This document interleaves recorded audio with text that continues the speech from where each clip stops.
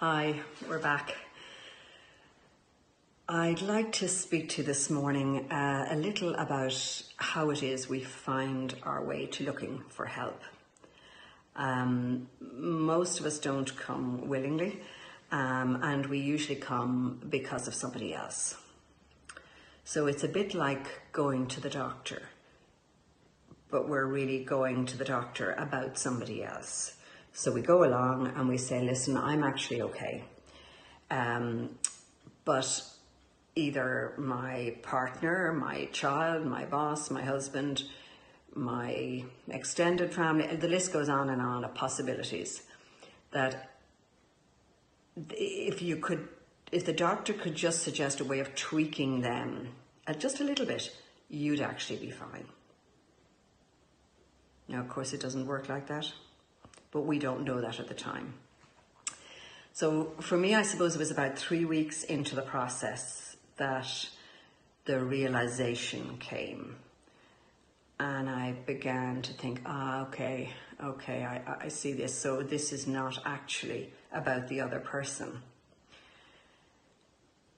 This is about my responses to the other person and what they bring up in me.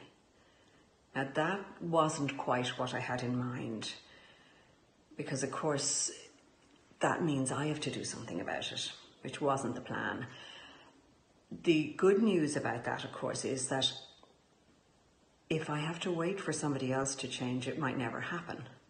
So if I'm the one who has the power to change it, then okay, so there is a possibility here.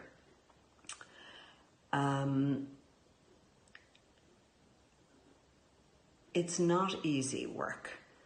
Things that arise in us that need our attention don't tend to come at the times when we have the time to deal with them. They tend to catch us a little unawares. You know, we're maybe a bit short with somebody, a bit snappy, impatient, irritable, find ourselves sort of more policing than parenting, if you know what I mean, catching people out doing things wrong more often than when they do things good.